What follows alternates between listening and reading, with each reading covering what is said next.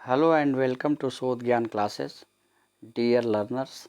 आज हम लोग शोध ज्ञान क्लासेस के अंतर्गत डीएलएड सेकेंड सेमेस्टर विषय प्रारंभिक शिक्षा के नवीन प्रयास से संबंधित कुछ महत्वपूर्ण प्रश्नों को सीखने का प्रयास करेंगे। प्रश्न की जो प्रकृति होगी वह वस्तुनिष्ठ होगी और यहाँ हम आपको एक सुझाव देना चाहेंगे कि यदि आप परीक्षा की तैयारी कर रहे हैं तो टेक्स्ट बुक से करें, सीरीज का सहारा न लें, क्योंकि सीरीज में आंसर गलत दिए होते हैं और यदि सीरीज में एक ही प्रश्न को 2 बार पूछा गया है तो उसके 2 उत्तर होते हैं, जिससे कन्फ्यूजन की स्थिति पैदा होती है। हमने एक सीरीज का 30 प्रश्न लिया है और इस तरह की विसंगति इस सीरीज में भी आपको देखने को मिलेगा। आइए बिना देर करते हुए इस सीरीज के 30 बहुविकल्पीय प्रश्नों को सीखने का प्रयास करेंगे। इसी क्रम में पहला प्रश्न है, ऑपरेशन ब्लैक बोर्ड कब प्रारंभ हुआ? तो ऑपरेशन ब्लैक बोर्ड 1986 के शिक्षा नीति के तहत प्रारंभ किया गया था और इसमें 4 विकल्प दिए गए हैं: 1985-86, 1986-87, 1987-88 और 1988-89। यहाँ सही उत्तर है ऑपरेशन ब्लैक बोर्ड की शुरुआत 1986 के शिक्षा नीति के अंतर्गत 1986 और 87 में किया गया था, इसलिए यहाँ पर विकल्प ब सही है। इसी क्रम में दूसरा प्रश्न है, कस्तूरबा गांधी विद्यालय योजना का संबंध है। 4 विकल्प दिए गए हैं: प्राथमिक शिक्षा से, प्राथमिक बालिका शिक्षा से, माध्यमिक शिक्षा से, माध्यमिक बालिका शिक्षा से। तो यहाँ चारों विकल्प गलत है। कस्तूरबा गांधी विद्यालय योजना उच्च प्राथमिक विद्यालय बालिका शिक्षा से संबंधित है। इसी क्रम में अगला प्रश्न है, बेसिक शिक्षा अधिनियम पारित हुआ। 4 विकल्प दिए गए हैं: 1974, 1972, 1985, 1980। सही विकल्प है बेसिक शिक्षा अधिनियम 1972 में पारित हुआ था। इसी क्रम में अगला प्रश्न है, किस योजना का शुभारंभ 15 अगस्त 1995 से किया गया? 4 विकल्प दिया गया है: सर्व शिक्षा अभियान, पोषाहार वितरण योजना, राष्ट्रीय साक्षरता मिशन, DPEP। सही उत्तर है कि 15 अगस्त 1995 से पोषाहार वितरण योजना अर्थात मिड डे मील योजना की शुरुआत की गई थी। इसी क्रम में अगला प्रश्न है, मध्याह्न भोजन योजना का उद्देश्य है। 4 विकल्प दिया गया है: बच्चों के नामांकन में वृद्धि करना, बच्चों को विद्यालय में पूरे समय तक रोके रखना, स्कूल आने के लिए प्रेरित करना, उपर्युक्त सभी। यहाँ सही उत्तर विकल्प द अर्थात उपर्युक्त सभी है। इसी क्रम में अगला प्रश्न है, सभी को शिक्षा उपलब्ध कराने से संबंधित है। 4 विकल्प दिया गया है: operation black board, Navodaya Vidyalaya, जिला शिक्षा एवं प्रशिक्षण संस्थान, उपरोक्त सभी। सही विकल्प है उपरोक्त सभी अर्थात विकल्प द। इसी क्रम में अगला प्रश्न है, कस्तूरबा गांधी विद्यालय योजना का क्षेत्र है। 4 विकल्प दिया गया है: शहरी, नगरीय, ग्रामीण, मेट्रो। सही उत्तर है इसका ग्रामीण अर्थात विकल्प स सही, यानी कस्तूरबा गांधी विद्यालय योजना ग्रामीण क्षेत्रों के लिए चलाया गया है। इसी क्रम में अगला प्रश्न है बीईपी क्या है।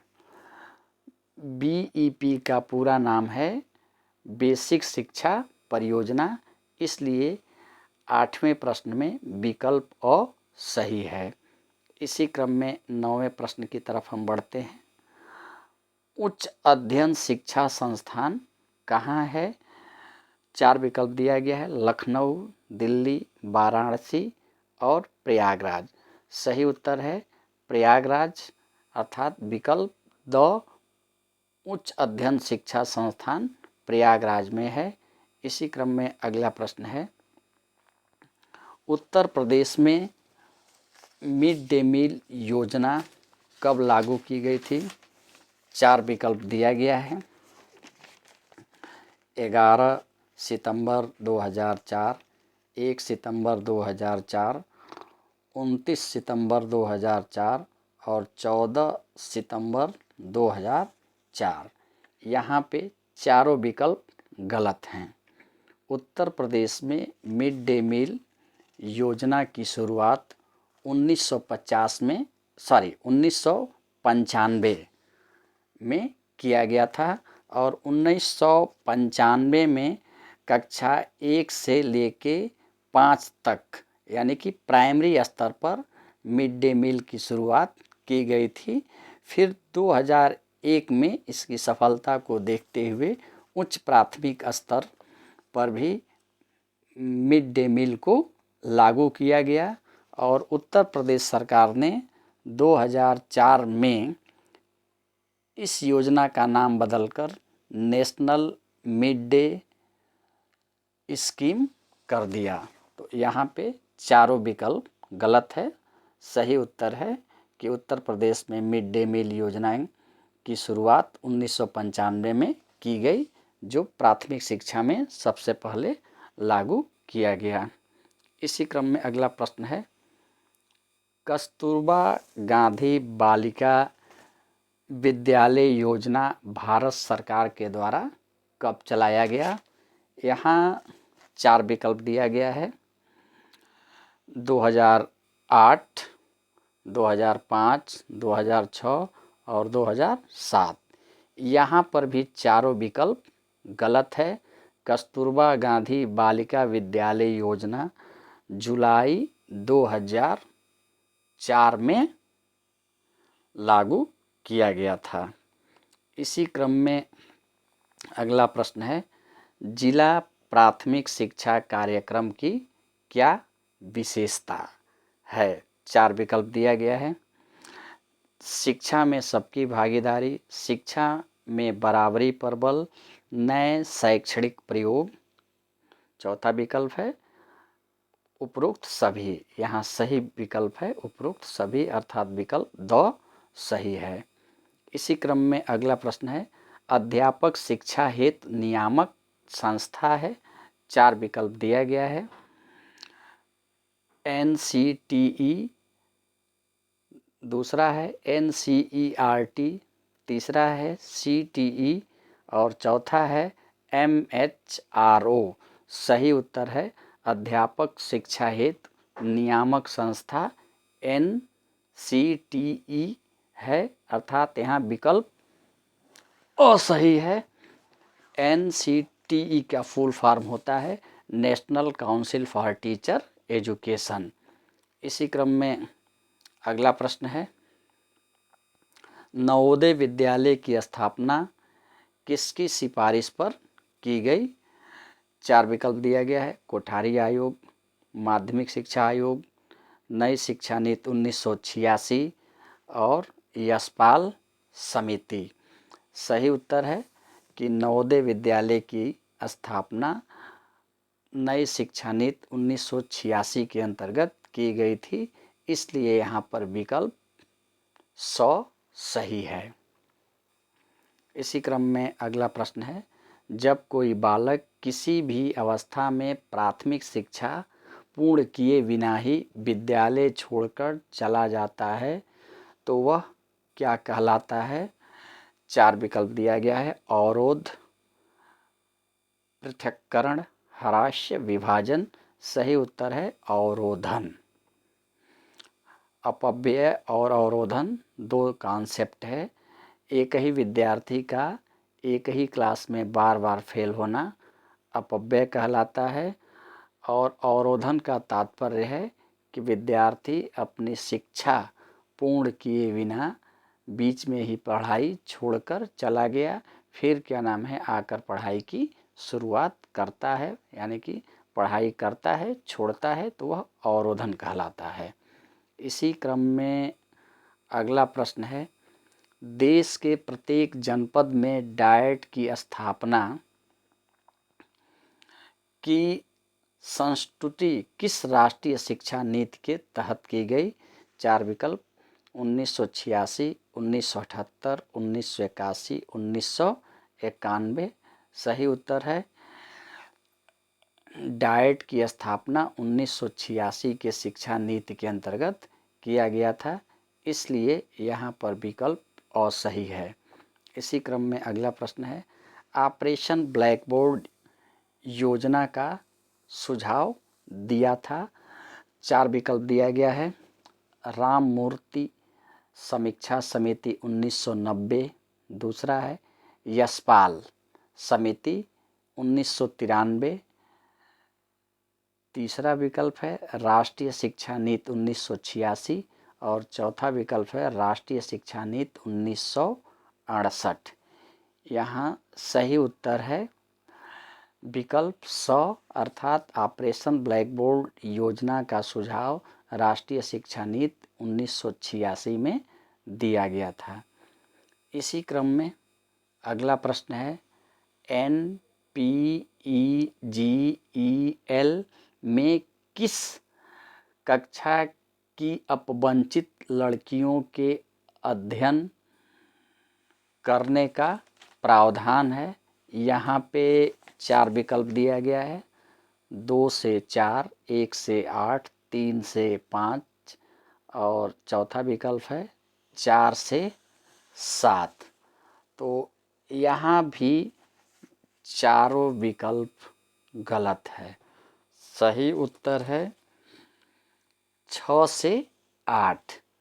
6 से 8 वर्ष के लड़कियों के लिए 6 से 8 कक्षा की बात यहाँ कही गई है। इसी क्रम में अगला प्रश्न है, जनशाला कार्यक्रम के अंतर्गत कौन सी संस्थाएं वित्तीय सहायता प्राप्त कर रही हैं? UNDP, UNSPA, यूनिसेफ, उपरोक्त सभी। यहाँ विकल्प 2 सही है। इसी क्रम में अगला प्रश्न है, राष्ट्रीय साक्षरता मिशन की स्थापना हुई थी? चार विकल्प दिया गया है, 1950, 1988, 1948 और सन 2000। तो यहाँ पे सही विकल्प है राष्ट्रीय साक्षरता मिशन की स्थापना सन 1988 में, यानी कि 5 मई सन 1988 को किया गया था। इसी क्रम में अगला प्रश्न है, उत्तर प्रदेश में सभी के लिए शिक्षा परियोजना लागू की गई? चार विकल्प दिया गया है, 5 अक्टूबर 1993, 20 जनवरी 1995, 31 नवंबर 2000 से, और 2 विकल्प दिया गया है इनमें से कोई नहीं। यहाँ सही उत्तर है विकल्प 2, और इसका उत्तर होगा कि उत्तर प्रदेश में सभी के लिए शिक्षा परियोजना की शुरुआत 17 मई 1993 को की गई थी। इसी क्रम में प्रश्न नंबर 22 है, निम्नलिखित में कौन सी योजना का शुभारंभ 15 अगस्त 1995 से किया गया था? चार विकल्प दिया गया है, सर्व शिक्षा अभियान, पोषाहार वितरण योजना, राष्ट्रीय साक्षरता मिशन, DPEP। इसका सही उत्तर है विकल्प डी, पोषाहार वितरण योजना अर्थात मिड डे मील की शुरुआत 15 अगस्त 1995 को किया गया था। इसी क्रम में अगला प्रश्न है, पटेल एक्ट संबंधित नहीं है। 4 विकल्प दिया गया है। निःशुल्क एवं अनिवार्य शिक्षा के विरोध से, अनिवार्य प्राथमिक शिक्षा पर बने कानून से, है प्राथमिक शिक्षा में गुणात्मक व परिमाणात्मक वृद्धि से, पूर्व प्राथमिक शिक्षा से। यहाँ पे सही उत्तर है निःशुल्क एवं अनिवार्य शिक्षा के विरोध से, इसलिए यहाँ पर विकल्प अ सही है। इसी क्रम में अगला प्रश्न है, उत्तर प्रदेश के समस्त जिलों में स्कूल चलो अभियान शुरू किया गया। 4 विकल्प दिया गया है। वर्ष 2001, 2002, 2003 और 2004। यहाँ पे भी चारों विकल्प गलत हैं। उत्तर प्रदेश के समस्त जिलों में स्कूल चलो अभियान की शुरुआत सन 2000 में की गई थी। इसी क्रम में अगला प्रश्न है, राष्ट्रीय साक्षरता मिशन की स्थापना के बाद सर्वप्रथम संपूर्ण साक्षरता अभियान की घोषणा की गई थी। केरल राज्य में, मध्य प्रदेश में, राजस्थान में, इनमें से कोई नहीं। सही उत्तर है केरल राज्य में, इसलिए यहाँ पर विकल्प असही है। इसी क्रम में अगला प्रश्न है, पूर्व प्राथमिक शिक्षा से संबंधित है। 0 से 8 वर्ष तक के बच्चों के लिए, 3 से 6 वर्ष के बच्चों के लिए, 6 से 14 वर्ष के बच्चों के लिए, 6 से 10 वर्ष के बच्चों के लिए। यहाँ सही उत्तर है पूर्व प्राथमिक शिक्षा 3 से 6 वर्ष के बच्चों के लिए, अर्थात यहाँ विकल्प ब सही है, जबकि इस सीरीज में इसका उत्तर अ माना गया है, जो गलत है। इसी क्रम में अगला प्रश्न है, यशपाल समिति का गठन किया गया था वर्ष 1990 में, वर्ष 1991 में, वर्ष 1992 में, वर्ष 1993 में। इसका सही उत्तर है यशपाल समिति का गठन वर्ष 1992 में किया गया था। और इस यशपाल समिति का एक वाक्य बहुत फेमस है, एजुकेशन विदाउट बर्डन, शिक्षा बिना बोझ के।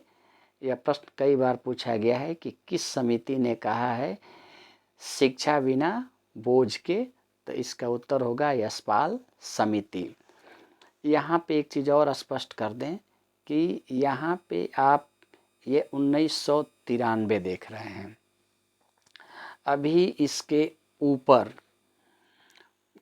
किसी प्रश्न में यशपाल समिति विकल्प में दिया था और वहाँ 1993 लिखा हुआ था यशपाल समिति के सामने। यहाँ आप देखिए कि 1992 लिखा हुआ है और इस सीरीज में यशपाल समिति का गठन 1992 में हुआ, उसी को माना गया और इसी सीरीज में एक जगह 1993 लिखा हुआ है। सही उत्तर है विकल्प स। इसी क्रम में अगला प्रश्न है, बुनियादी शिक्षा से संबंधित नहीं है। देखिए यहाँ भी प्रश्न क्या नाम है गलत है। यहाँ बुनियादी शिक्षा से संबंधित हैं, तो बुनियादी शिक्षा आप सभी जानते हैं महात्मा गांधी से संबंधित है, नहीं यहाँ नहीं होना चाहिए। इसी क्रम में अगला प्रश्न है,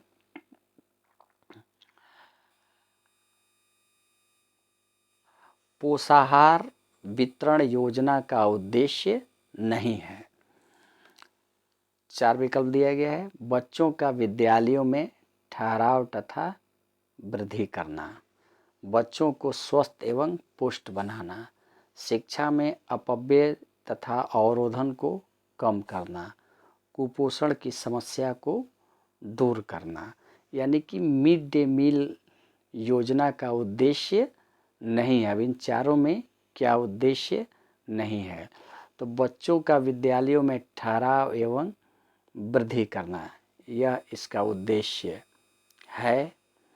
शिक्षा में अपव्यय एवं अवरोधन को कम करना, यह भी है। उसके बाद से कुपोषण की समस्या को दूर करना, यह भी है।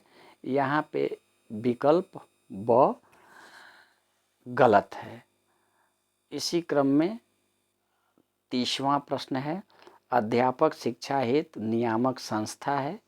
इसका यह प्रश्न ऊपर एक बार रिपीट किया जा चुका है, इसलिए इसका उत्तर होगा विकल्प ब NCTE।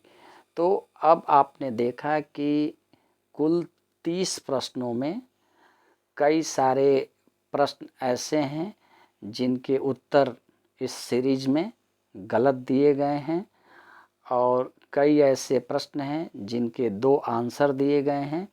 तो इसलिए आप सीरीज पढ़ने से बचें। बेहतर होगा कि आप टेक्स्ट बुक ही पढ़ें, और सीरीज पढ़ रहे हैं तो प्रश्नों का उत्तर किताब से या गूगल से या डीप सी से खोजने का प्रयास करें और सही उत्तर जानने का प्रयास करें। शोध ज्ञान क्लासेस को सुनने के लिए आप सभी का बहुत बहुत धन्यवाद, आभार। यदि आपको यूजफुल लगा हो यह कंटेंट तो चैनल को लाइक, शेयर और सब्सक्राइब करें। धन्यवाद।